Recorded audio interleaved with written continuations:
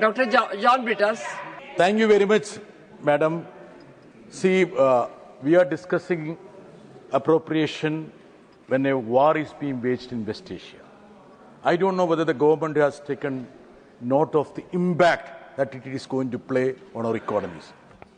So my assessment is that if the oil price goes up like this, there would be a cumulative impact of 1.5 to 2 lakh crore on India.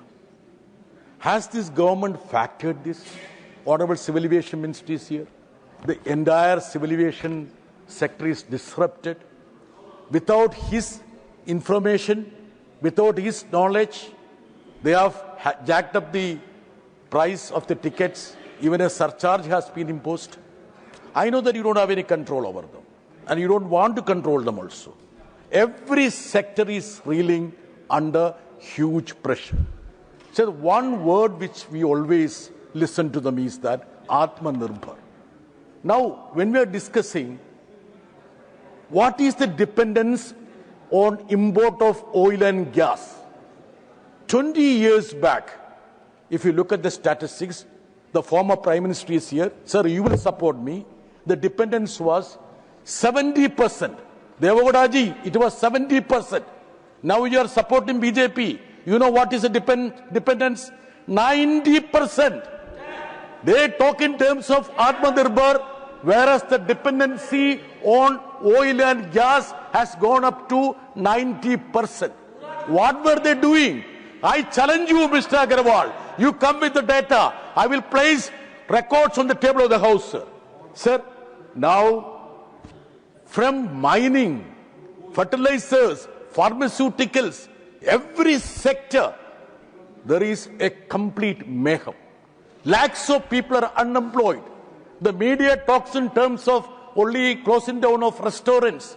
It's beyond that. How it is going to affect the Indian economy?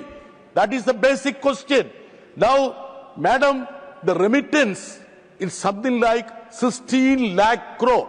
Kerala alone gets a remittance of 2.2 lakh crore. What will happen to this remittance? What is the condition of the diaspora? There is almost 1 crore people in the Middle East. 10% of Kerala resides in the Middle East. A bleak future is staring at them, sir. The government doesn't have anything to say about it. Madam, nowadays there is a coinage of strategic autonomy.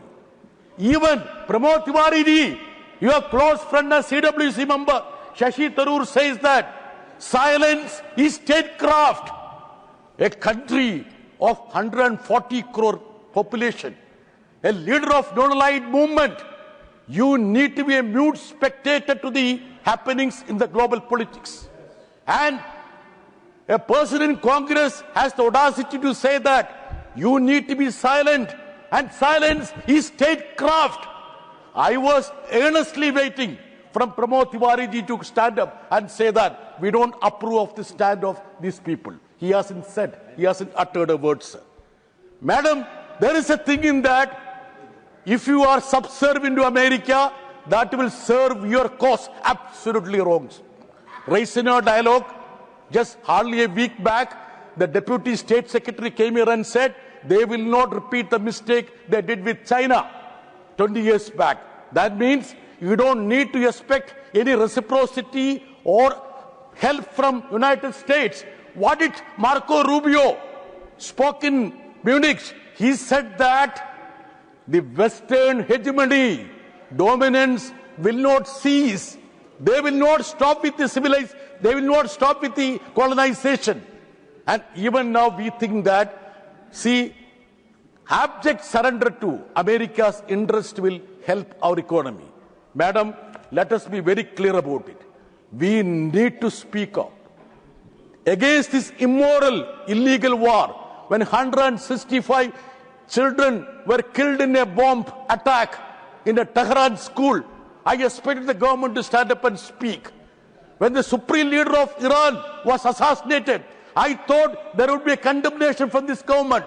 Whereas the advisors of this government advise that condolence, that is a belated condolence, is sufficient. No need of a condemnation. What did Jawaharlal Nehru talked about foreign policy?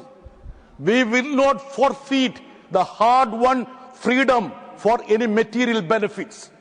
The so-called disciples of Jawaharlal Nehru needs to think about the words spoken by Jawaharlal Nehru on foreign policy. Madam, at this juncture, I feel that the government needs to brief this House. 2003, when there was a war unleashed against Iraq, this same parliament passed a resolution condemning that war attack on Iraq. Mr. Agarwal, you know who was the Prime Minister at that time? It was none other than Atal Bihari Vajpayee. Now, when there is an illegal war fought, our Indian Parliament is a mute spectator. Economy is intrinsically linked to the global politics. So when we discuss in terms of appropriation or finance bill, we need to take note of even the minutest change that is happening in the global politics. I will take just half a minute only. Madam, I want the finance minister to come forthright about the impact this war is going to have on Indian economy. And for information, madam, every Indian has to pay an additional tax for the reckless war that has been unleashed by Donald Trump and Netanyahu. And our country was seen as a cheerleader just before 48 hours when this war was triggered and unleashed. Our Prime Minister was seen hugging and embracing Netanyahu.